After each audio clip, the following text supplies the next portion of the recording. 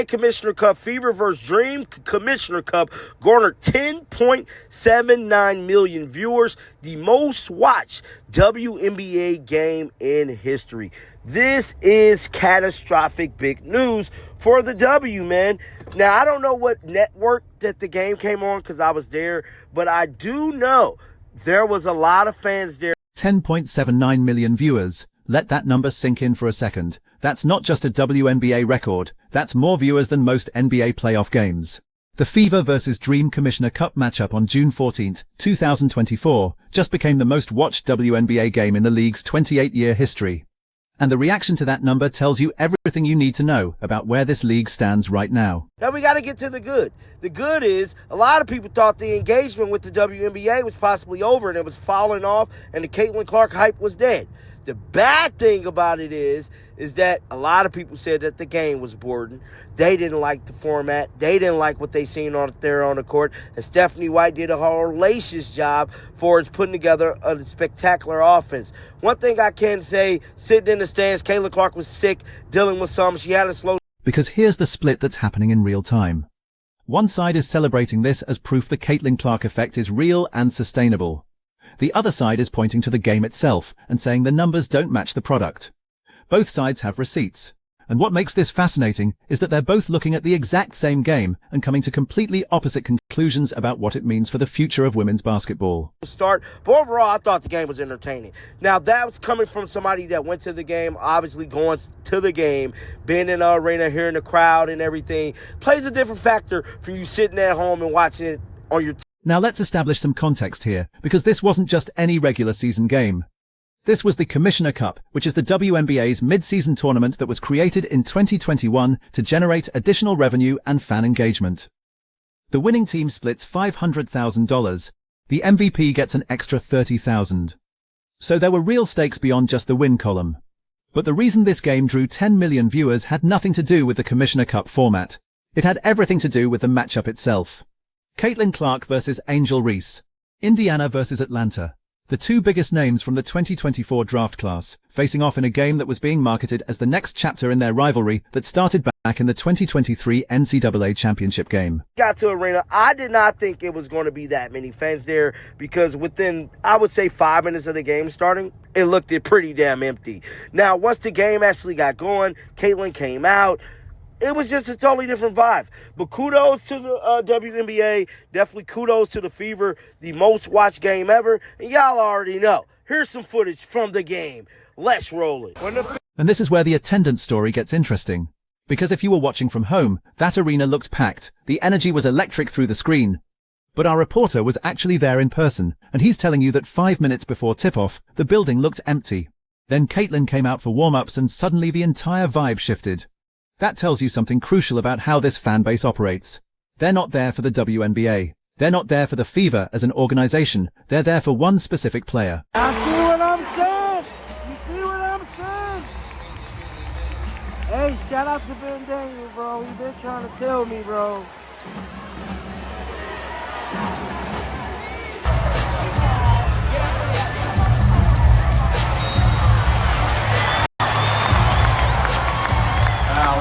Now watch what happens during actual game action.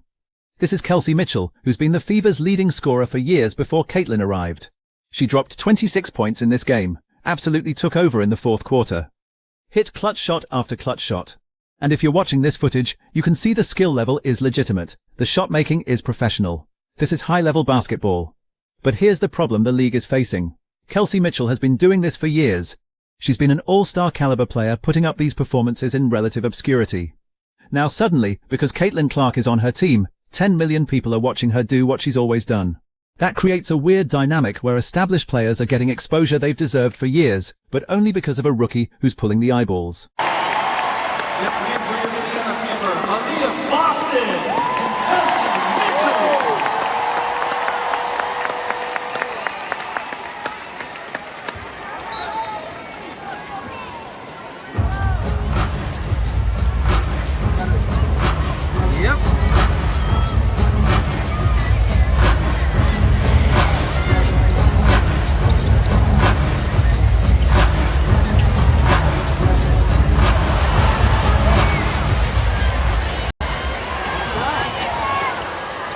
And this is where we need to talk about what was actually happening on the court versus what people wanted to see.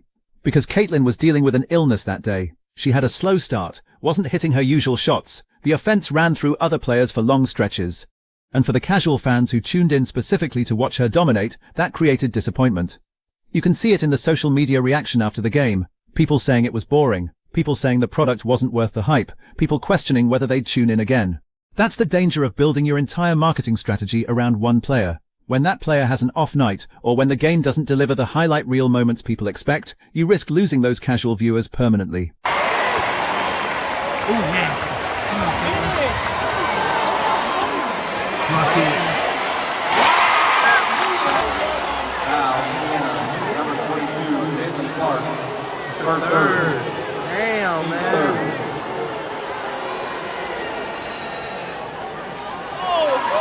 Oh, no. Oh, no. Oh, she gonna grab her mouth, too? Oh, my God, bro. But let's flip this and look at what the 10 million viewer number actually represents for the league's future. Because whether the game itself lived up to expectations or not, that viewership figure proves something the WNBA has been trying to demonstrate for years. There is a massive audience for women's basketball when the marketing and star power align correctly. Think about where the league was just 2 years ago. The 2022 WNBA Finals averaged less than 500,000 viewers per game. The regular season games were pulling in 200,000 on a good night. Local broadcasts were tape delayed. National media coverage was minimal. Sponsorship deals were a fraction of what the NBA commanded. The entire business model was built around the league losing money and being subsidized by the NBA as a long-term investment. Now you've got a single regular season game in June drawing nearly 11 million viewers. That's not just growth. That's a fundamental shift in the commercial viability of the product. Advertisers pay attention to those numbers, broadcast networks pay attention to those numbers, and most importantly, the Players' Union pays attention to those numbers when the next CBA negotiation comes around in 2027. Because here's what a lot of people don't realize about WNBA economics. The players currently receive approximately 10% of league revenue under the current collective bargaining agreement. That's significantly lower than the NBA's 50% split, but it was negotiated that way because the league was operating at a loss. The argument was always that when the league becomes profitable, the players would get a larger share. Well, if you can consistently draw 10 million viewers, you can charge premium advertising rates. You can negotiate better broadcast deals. You can expand merchandise sales. You can justify higher ticket prices. All of that translates to revenue growth that makes the profitability argument much more realistic. And that puts pressure on the league to deliver on those promises to the players. She grabbed her face and everything.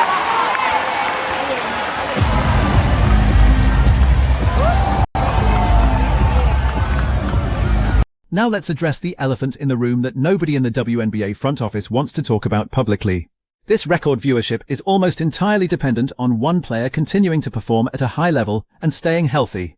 That's an incredibly fragile foundation to build a business model on.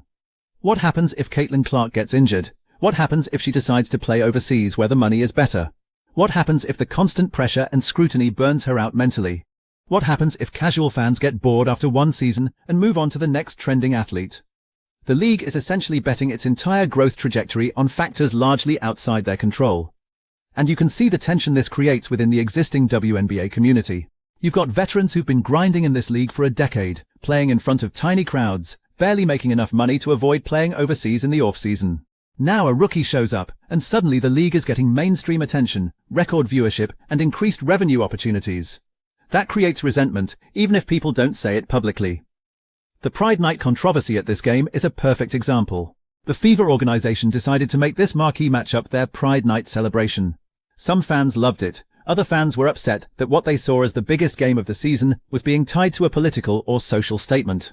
The debate overshadowed the actual basketball for a significant portion of the online discussion. That's the kind of distraction the league doesn't need when it's trying to convert casual viewers into long-term fans. And here's where the product quality debate becomes critical. Because you can get someone to watch once based on hype and marketing. You can get them to tune in because they're curious about what everyone's talking about. But if the game itself doesn't deliver an entertaining experience, they're not coming back. That's just basic consumer behavior. The people criticizing the game aren't necessarily wrong. The pace of play in the WNBA is slower than the NBA. The athleticism, while elite for women's basketball, doesn't produce the same highlight reel dunks and above-the-rim plays that casual fans associate with basketball entertainment. The shooting percentages are lower, the turnovers are higher. These are statistical facts, not opinions. Now, does that mean the WNBA is bad basketball? Absolutely not. It's a different style of basketball that emphasizes fundamentals, team play, and strategic execution. But it requires a different mindset from viewers who are conditioned by decades of NBA marketing to expect a certain type of product. And converting those expectations is genuinely difficult. The Commissioner Cup format itself got criticized heavily after this game. People didn't understand why this game mattered more than a regular season game. The prize money structure seemed arbitrary. The mid-season tournament concept felt forced. These are legitimate product design issues that affect viewer experience regardless of who's playing. So the league is caught in this bind. They've got the attention now, they've got the viewership numbers that prove the audience exists. But they need to figure out how to retain those viewers beyond the Caitlin Clark novelty factor. That means improving the overall product quality, creating compelling storylines around multiple players, and delivering consistent entertainment value that justifies people spending their time watching. Here's what makes this moment so pivotal for the WNBA's future. This isn't the first time the league has experienced a viewership spike. When Diana Taurasi entered the league in 2004, there was a bump. When Candace Parker came in 2008, there was a bump. When Brittany Griner and Elena De La Don arrived, there were bumps. But none of those translated into sustained growth because the league didn't have the infrastructure, marketing support, or media partnerships to capitalize on the momentum. This time feels different for several specific reasons. First, the media landscape has changed dramatically. Social media creates organic marketing that the league doesn't have to pay for. Caitlin Clark's highlights go viral on Twitter, TikTok, and Instagram without the WNBA spending $1 on promotion. That's free advertising reaching millions of young fans who consume sports content differently than previous generations.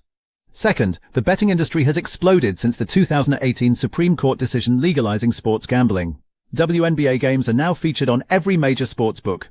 That creates an entirely new audience of people who watch because they have money on the game, not because they're traditional basketball fans. Those viewers drive up ratings and create additional revenue streams through partnerships with gambling companies. Third, the broadcast deals are finally starting to reflect the league's value. The current agreement with ESPN, CBS, and Amazon runs through 2025 and is worth approximately $50 million per year. That's still a fraction of the NBA's $25 billion deal, but it's substantial growth from previous contracts. And with viewership numbers like 10 million for a June regular season game, the next negotiation cycle in 2025 could see exponential increases. Fourth, and this is crucial, the NBA is finally investing real money into marketing the WNBA as part of its overall basketball ecosystem. Adam Silver has publicly stated that growing the women's game is a priority. That means cross-promotion during NBA broadcasts, shared digital platforms, and leveraging the NBA's massive media infrastructure to elevate WNBA visibility. That institutional support didn't exist a decade ago. But here's the hard truth that league executives understand even if they won't say it publicly. All of that infrastructure and investment only matters if the on-court product can retain the audience that Caitlin Clark is bringing in. Because if those 10 million viewers watch one game, decide it's not for them, and never come back, then this is just a temporary spike that doesn't translate into long-term business growth. That's why the criticism of this specific game matters more than people realize.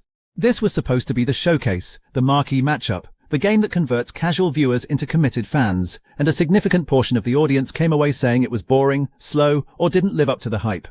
That's a marketing problem that goes beyond any single player's performance. The league needs to figure out how to present the product in a way that highlights its strengths, rather than inviting comparisons to the NBA. Because the WNBA will never win a direct comparison on athleticism or above-the-rim play. That's just biological reality.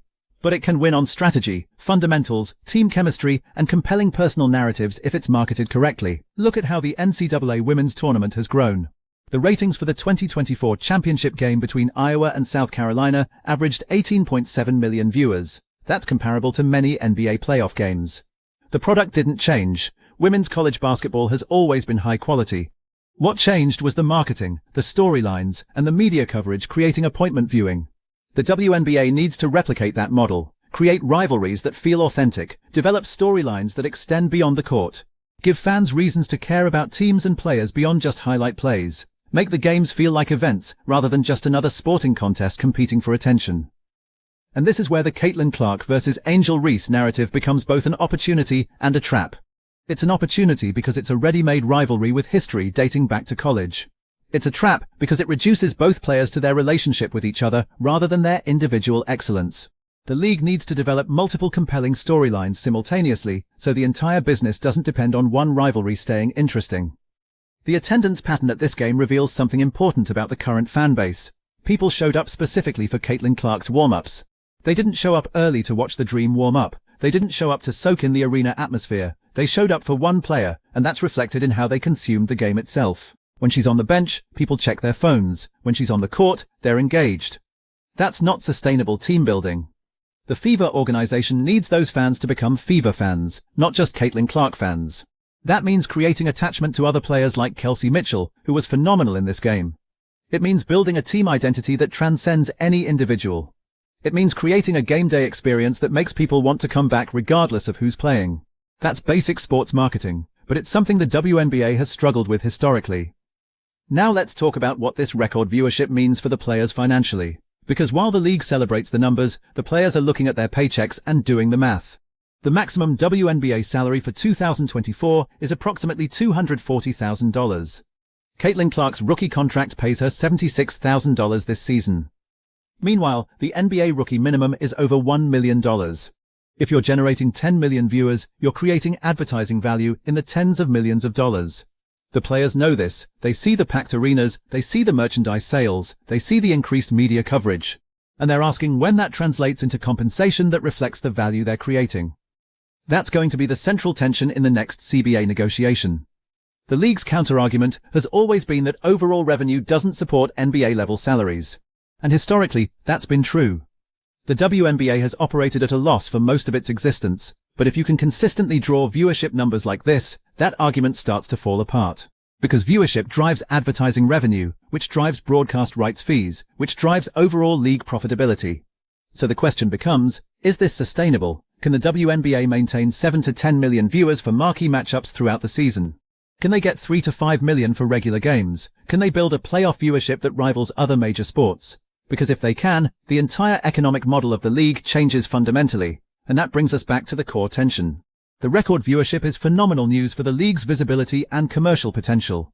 But it also raises expectations for the product quality and creates pressure to deliver consistent entertainment value. The criticism of this specific game being boring or poorly formatted matters because it suggests the product isn't ready for the audience size it's attracting. So where does this leave us? The WNBA just had its biggest moment in league history from a pure viewership standpoint. That's objectively good news. But the reaction to the game itself was mixed at best, and that's a warning sign that the league needs to take seriously. Because you don't get many chances to make a first impression with casual fans. If they tune in once and decide it's not for them, they're probably not giving it a second chance. The league needs to use this momentum wisely, invest in production quality, improve the broadcast presentation, create better storylines and marketing campaigns, develop multiple stars so the entire business doesn't depend on Caitlin Clark staying healthy and engaged, build team identities that create loyal fan bases beyond individual players, make the game day experience compelling enough that people